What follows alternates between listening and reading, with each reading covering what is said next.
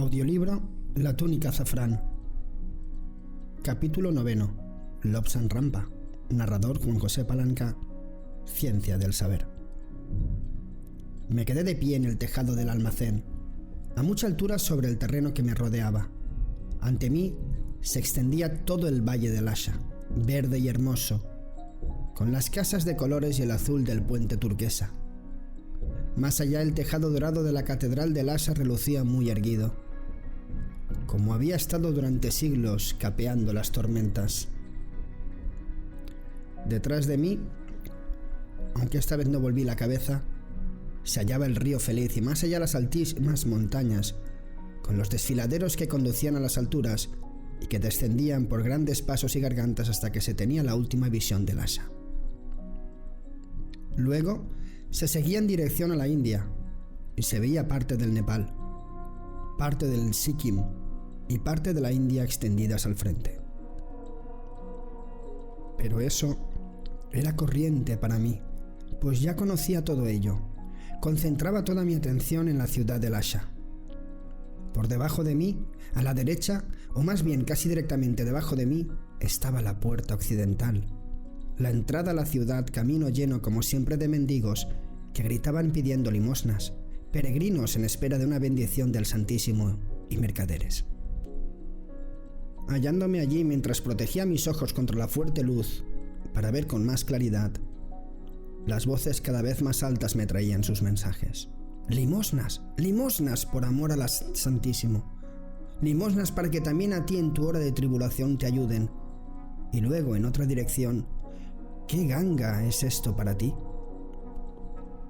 Solo 10 rupias, tan solo 10 rupias indias y conseguirás esta magnífica ventaja. Nunca tendrás una ocasión semejante otra vez, pues nuestros tiempos cambian. Más vale que te diga, como buen cliente, que lo podemos dejar en 9 rupias. Basta con que me des ahora 9 rupias y te entregaré esto y nos separaremos como buenos amigos. Por el camino del anillo que pasaba por debajo, los peregrinos circulaban tendiéndose algunos cuán largos eran, levantándose y volviéndose a tender de nuevo, como si con esa forma tan rara de locomoción lograran alguna salvación. Pero otros caminaban muy erguidos, mirando los relieves de las rocas en color, que eran uno de los hermosos rasgos de esa montaña. Al parecer, a mi vista, los oía yo murmurar: «Oh, allá arriba en el tejado hay alguien mirando. ¿Crees que es un lama?» Esta idea casi me hizo reír. ¿Cómo iba a ser yo un lama si no era más que un muchachito cuyo roto hábito sacudía el viento? ¿Yo un lama? No, aún no, pero lo sería a mi debido tiempo. Los peregrinos rezongaban su eterno Om Mani Padme Hum. Los mercaderes trataban de venderles hechizos, ruedas de plegarias, amuletos y horóscopos. La mayoría de los horóscopos, encantos y amuletos habían sido hechos en la India e importados, pero los peregrinos no lo sabían, ni que ninguna de esas cosas había sido bendecida como debía ser. ¿Pero acaso no ocurre eso mismo con todos los países y en cualquier religión? ¿No son los mercaderes los mismos en todas partes? Miraba yo desde mi altísimo puesto de observación en dirección al Asha, y trataba de ver a través de las humaredas de boñiga de yak quemada para calentar las casas. El tiempo se ponía decididamente cada vez peor. Miré a las nubes cargadas de nieve que corrían por encima de mí y temblé. A veces hacía mucho calor, quizá 40 grados Fahrenheit, lo que era mucho a aquella hora del día, pero por la noche estaría a punto de helar. De todos modos, en aquellos momentos no me preocupaba el estado del tiempo. Me puse lo más cómodo posible procurando apoyar parte de mi peso en los codos, que apoyaban el extremo del muro, y miraba hasta que me dolían los ojos y hasta figurarme ver lo que deseaba. Una vez me sobresalté, pues un lama con una reluciente túnica azafrán aparecía a lo lejos. Me excité tanto que mis piernas, traidoramente débiles, me fallaron y me caí de espaldas. Durante unos segundos pareció faltarme la respiración hasta que de nuevo me puse en pie y seguí mirando en dirección al Asha. Pero no, el que llevaba la túnica azafrán no era el lama que yo esperaba. Le vi avanzar acompañado por sus servidores. Vi cómo entraba por el camino del anillo y que los peregrinos le dejaban paso, y se inclinaban en dirección a él cuando pasaba. Luego, al cabo de media hora o así, subió por la senda ante mí y al hacerlo miró hacia donde yo estaba.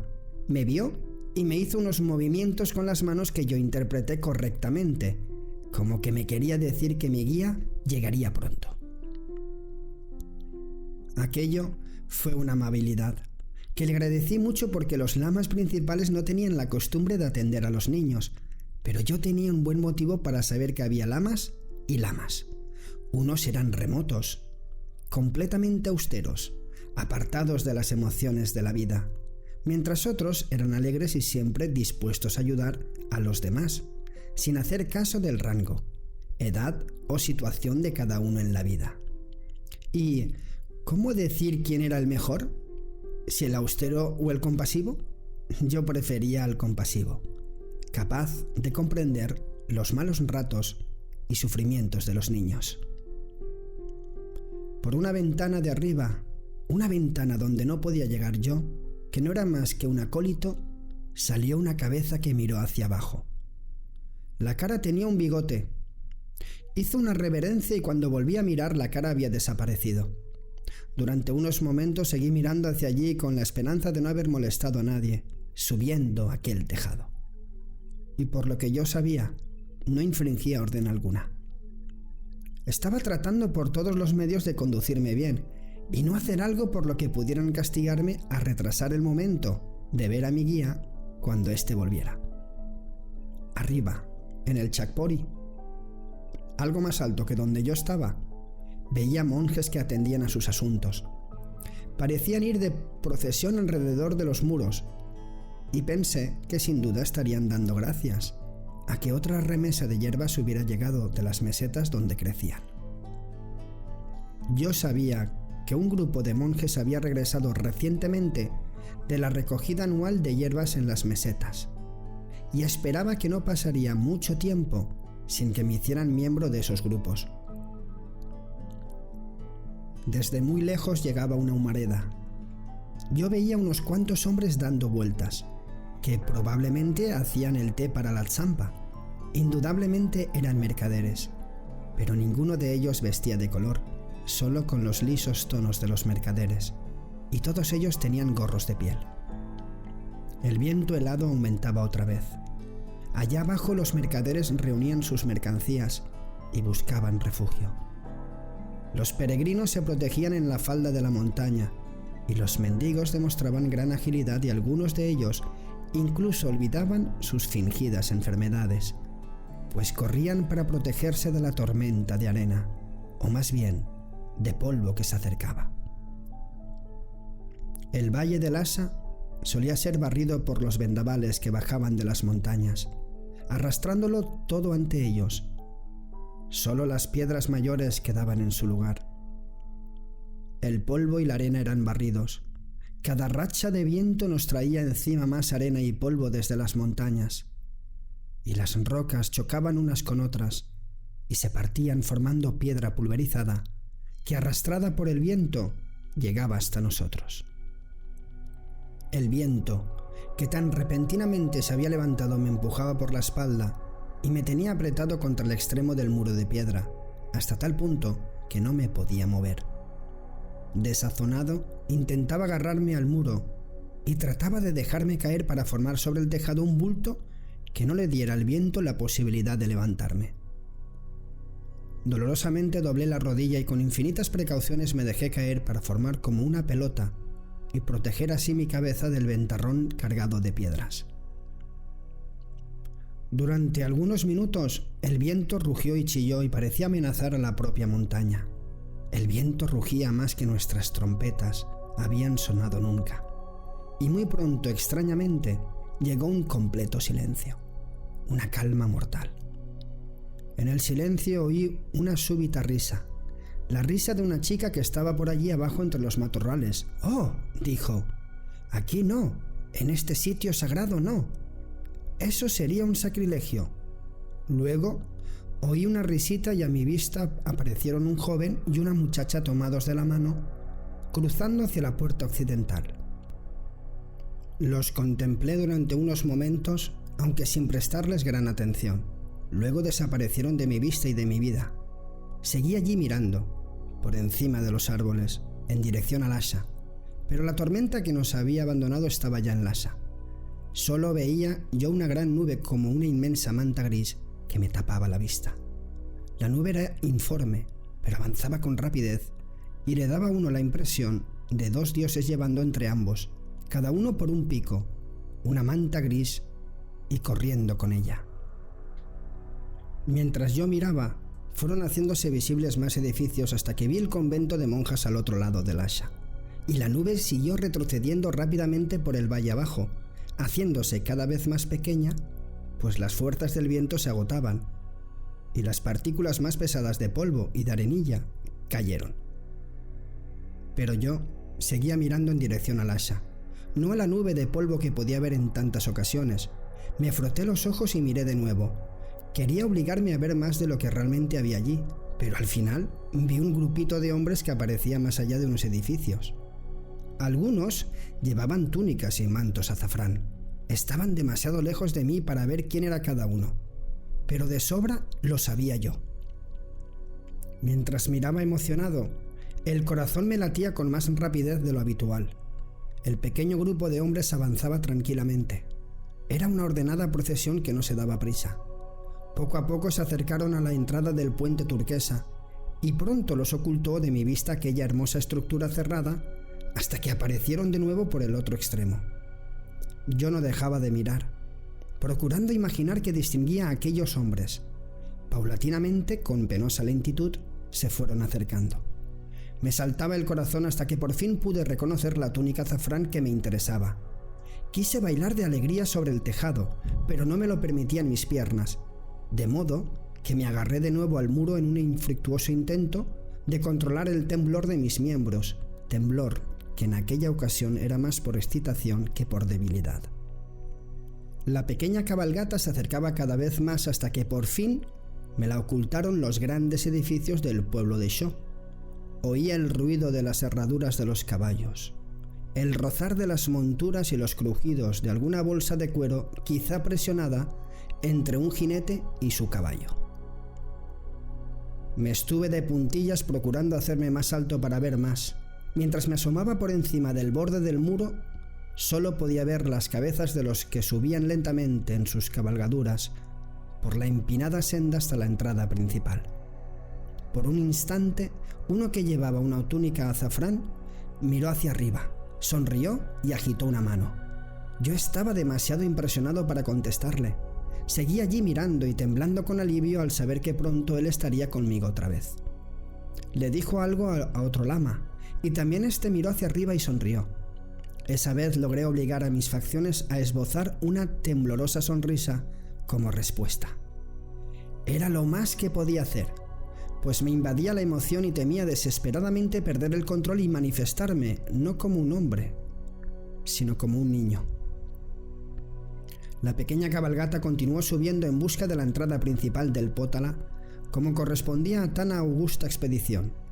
Como yo bien sabía, habría alguna tardanza, ya que mi guía tendría que ir primero a presentarse al recóndito y darle su informe, y después iría a sus habitaciones situadas en la parte más alta del Potala, desde donde, después de un intervalo suficiente, enviaría a un chico a buscarme.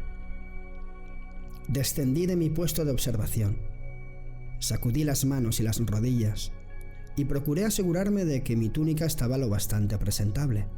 Luego, fui a la casita que estaba en el tejado, entré en ella y con gran cuidado y lentitud bajé por la escalera de mano al suelo de abajo.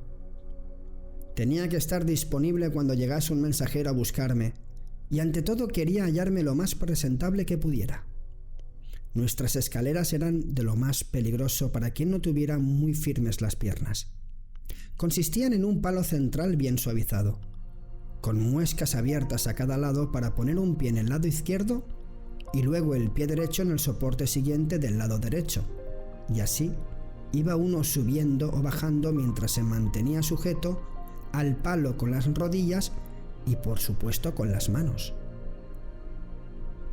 Si no se tenía cuidado o el palo estaba en malas condiciones, se resbalaba uno, muchas veces con gran regocijo de los pequeños, Una amenaza con la que había que tener cuidado era la frecuencia con que esas escaleras del palo central resultaban resbaladizas de manteca, pues cuando uno subía llevando en la mano una lámpara, era frecuente que la manteca que se había derretido cayera y creara aún más dificultades. Pero aquella no era ocasión de pensar en escaleras de mano y en lámparas. Conseguí llegar al suelo, me volví a sacudir el polvo cuidadosamente y me quité unas pellas de manteca que se me habían pegado a la túnica. Luego me dirigí a la parte dedicada a los muchachos en el edificio. Ya en nuestro dormitorio, fui con impaciencia a la ventana y miré por ella mientras daba puntapiés contra la pared para exteriorizar mi impaciencia. Miré esa vez solo por pura impaciencia, pues nada había que desear ver afuera, ya que a quien deseaba ver no estaba visible. En el Tíbet no utilizamos espejos, no oficialmente, es decir, porque los espejos se consideraban una vanidad. Si una persona era sorprendida mirándose a un espejo, se estimaba que pensaba más en las cosas carnales que en las espirituales. Y era una gran ayuda para obedecer a esa prohibición el que no hubiese espejos. Sin embargo, en aquella ocasión deseaba yo urgentemente ver qué aspecto tenía, y por ello me fui subrepticiamente a uno de los templos donde había una placa de cobre muy brillante. Era tan reluciente que después de haberla frotado varias veces con el borde de mi larga túnica, pude mirar la superficie y tener una idea de mi aspecto. Después de haberme contemplado mucho tiempo y de sentirme desanimado por lo que vi, dejé allí la placa y me marché en busca del monje barbero, pues parecía yo un cabeza negra. En el Tíbet, los cabezas negras son personas que no pertenecen a las órdenes sagradas. Los monjes y todos los que eran acólitos, trapas o pertenecían a órdenes monásticas, se afeitaban la cabeza y por eso se les llamaba frecuentemente cabezas rojas, porque así las teníamos cuando el sol apretaba. Por otra parte, los laicos se cubrían la cabeza con pelo negro y por eso se les llamaba cabezas negras. Hay que añadir aquí que también nos referíamos a las túnicas azafrán, para referirnos a los lamas principales. Nunca decíamos el que lleva una túnica azafrán, sino sencillamente túnicas azafrán. Asimismo hablamos de túnicas rojas o túnicas grises, porque para nosotros la túnica era lo que indicaba la condición de la persona que la llevaba. También nos resultaba claro, según la lógica tibetana, que había alguien dentro de una vestidura, pues si no está, no se podría mover. Recorrí los pendientes pasillos del Potala y luego por fin me acerqué a la habitación bastante grande, donde ejercía su actividad el monje barbero. Era uno de los llamados monjes solo por cortesía, pues me parecía que nunca salía de aquella habitación y no asistía a servicio alguno. Pasado el corredor entré en su cuarto.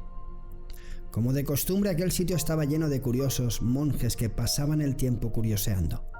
El monje barbero, los monjes cocineros y todos perdían el tiempo y se lo hacían perder a los demás.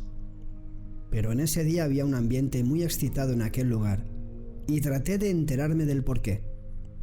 Sobre un banco bajo había una pila de revistas muy manoseadas y rotas. Parecía que uno de los monjes había prestado algún servicio a un grupo de mercaderes y estos, para expresarles su agradecimiento, le regalaron revistas y diarios que habían traído de la India con diversos objetivos. Estaban muchos monjes en la habitación del monje barbero y esperaban a otro monje que había pasado algún tiempo en la India, por lo que se suponía que entenderían de qué hablaban las revistas. Dos monjes se reían y charlaban comentando cierta fotografía de una revista. Uno le dijo al otro riéndose: «Debemos preguntarle a Lobsang de esto, pues debe de ser un especialista en estas cosas. Ven aquí, Lobsang». Me acerqué a donde estaban sentados en el suelo mirando las fotografías. Les cogí la revista y uno dijo: «Ten cuidado, que las has puesto boca abajo, ni siquiera sabes cómo ponerla». Desgraciadamente y para vergüenza mía, comprobé que tenía razón. Me senté entre ellos y contemplé la fotografía más notable de las que viera. Era de un color marrón, sepia, según creo que es el término exacto, y representaba a una mujer de extraño aspecto.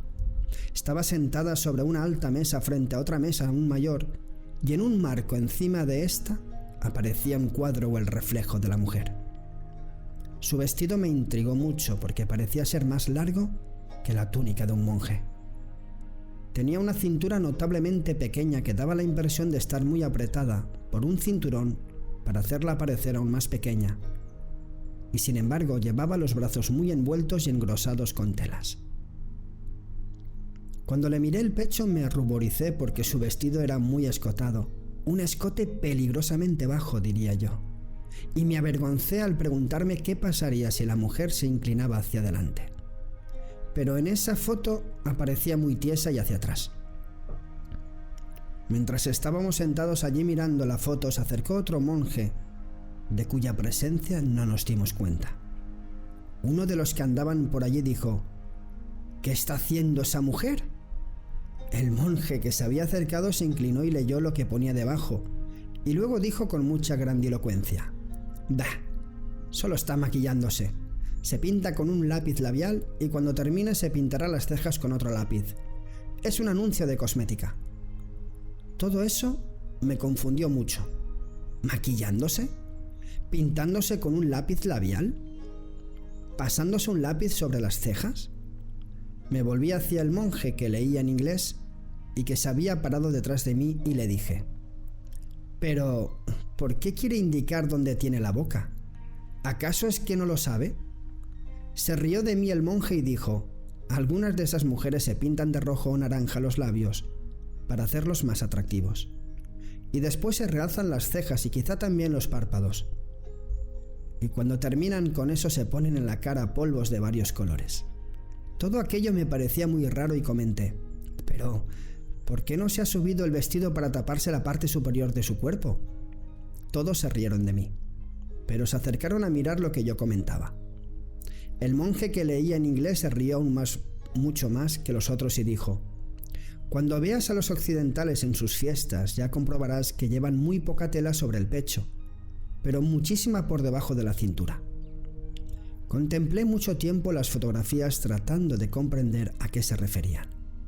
No comprendía cómo se podía mover aquella mujer con una ropa tan incómoda. Parecía no tener pies, pues el vestido le llegaba hasta el suelo y se arrastraba sobre este.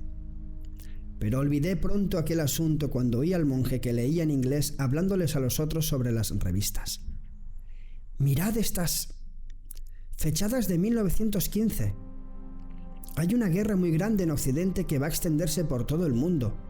La gente lucha, se matan unos a otros y abren agujeros en el suelo y permanecen en ellos y cuando llueve casi se ahogan allí dentro». «¿Por qué es esa guerra?», preguntó otro monje. «Lo mismo da porque sea», dijo el otro. «Pues los occidentales no necesitan un motivo concreto para luchar, sencillamente se ponen a pelear». Repasó unas cuantas revistas hasta que llegó a una que mostraba algo muy notable. Lo que parecía una gran caja de hierro y según el pie de la fotografía, aquello corría sobre el suelo y tumbaba a los soldados que intentaban escapar. «Eso», dijo el monje que leía en inglés, «es el último invento. Se llama tanque y puede hacer que ganen la guerra». Miramos y pensamos sobre la guerra. Pensamos en tantas almas que resultarían heridas al ser destruidos sus cuerpos físicos. Pensé en cuántas barras de incienso tendrían que ser quemadas para auxiliar a todas aquellas almas errantes.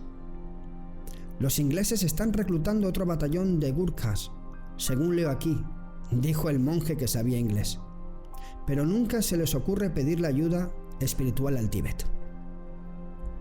Me alegró bastante que no lo hicieran, pues toda aquella matanza me parecía sin sentido. Tanto derramamiento de sangre y sufrimiento. Me parecía estúpido que los hombres adultos se pegaran solo porque unas gentes no estuvieran de acuerdo con otras.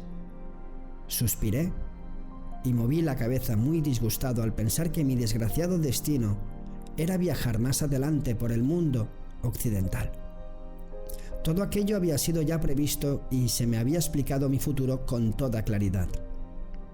Sin embargo, no me gustaron las cosas que me dijeron, pues llevaban consigo muchas penalidades y sufrimientos.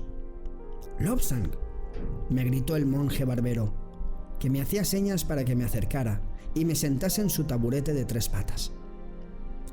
Así lo hice. Él estaba de pie detrás de mí y cogió la enorme navaja con la que afeitaba nuestras cabezas. No utilizaban jabón ni agua, por supuesto. Se limitó a afilar la hoja de la navaja en una piedra y luego, sujetándome firmemente las sienes con su mano izquierda, comenzó el doloroso proceso de rasparme la pelusa de mi cabeza. A ninguno nos gustaba esa operación y todos esperábamos acabar sangrando por la cabeza y teniendo esta arañada y cortada. Pero los tibetanos no somos blandos ni salimos corriendo al primer asomo de dolor. De modo que seguí allí aguantando mientras el monje barbero me raspaba sin cesar. «Creo que debo arreglarte el cuello, ¿no?», dijo. «Me han dicho que ha regresado tu guía, y supongo que estarás impaciente por ir a verlo, ¿no?». Entonces me puso la cabeza casi entre mis rodillas, y me cortó hábilmente los largos pelos que me crecían donde mi cabeza se unía a mi cuello. Durante todo el tiempo no cesaba de soplármelos para expulsar así los cabellos que me había cortado, y cada vez contenía el aliento. Se adivinaba el buen momento para hacerlo, pues el suyo no era muy agradable, que digamos, ya que tenía los dientes picados o algo así. Pero por fin acabó de pelarme y empezó a cicatrizar las numerosas heriditas que me había hecho. Uno dijo: «La manera más rápida de cortar la hemorragia es poner un pedazo de papel sobre cada cortadura. Probemos». Así que terminé pareciendo un espantapájaros todo lleno de papelillos de 3 puntas adheridos a las cortaduras. Nada mejor tenía que hacer por entonces, de modo que me quedé en la habitación del monje barbero escuchando cuanto allí se decía. Según parecía, las cosas iban muy mal en el mundo occidental y parecía que el mundo entero se incendiaba. Había trastornos en Rusia, en Inglaterra y en Irlanda. En varios países el pueblo andaba muy revuelto. Solo en el Tíbet seguíamos siendo pacíficos.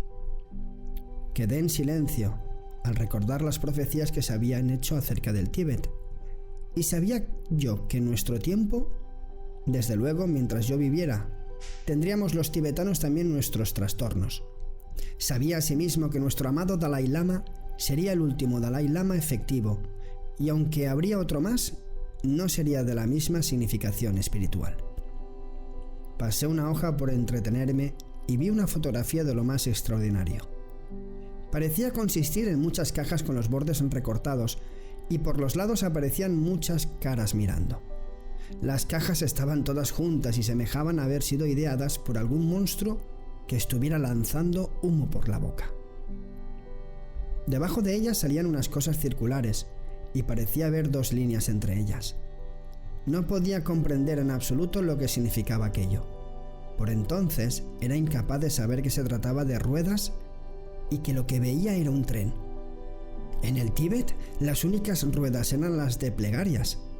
Me volví hacia el monje que sabía inglés y le tiré de su túnica.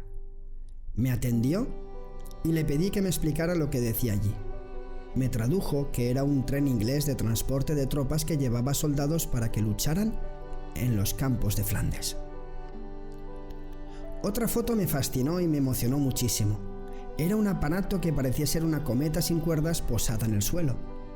Esta cometa tenía el aspecto de un armazón cubierta con tela y frente a ella parecía haber algo que, según se veía en la foto, debía de estar dando vueltas, y vi que había 2 personas en esta cometa, una delante y otra sentada detrás de ella.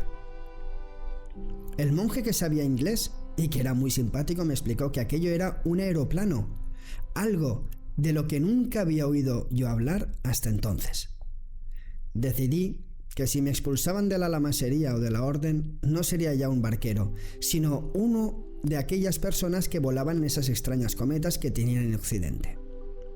Y luego, al pasar aquellas páginas, vi otra cosa, algo que me dejó sin habla durante algún tiempo, algo que parecía de lo más extraordinario, pues era un largo tubo cubierto con tela o con algún otro material y aparecía como volando por encima de una ciudad y lanzando grandes cosas negras sobre ella.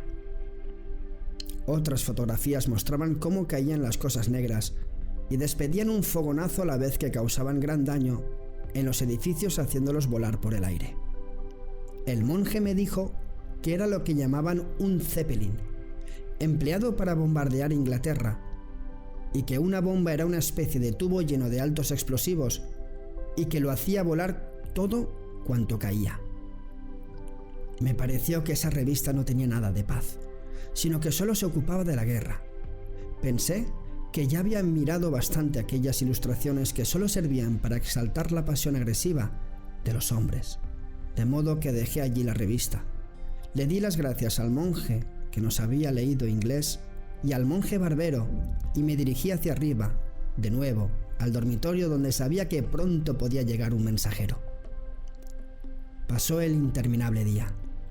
De nuevo fue la hora de la tsampa. Bajé al amplio comedor y tomé la tsampa con los otros, pero confieso que aquel día se me hizo interminable. Tenía poco apetito, pero pensé que debía aprovecharme y comer mientras tuviera tiempo. Después de limpiar mi cuenco, salí del comedor. Volví a mi dormitorio y estuve allí algún tiempo mirando por la ventana el movimiento de la gente en torno a nuestros edificios. Fin del capítulo 9. Siguiente capítulo, capítulo 10. Gracias.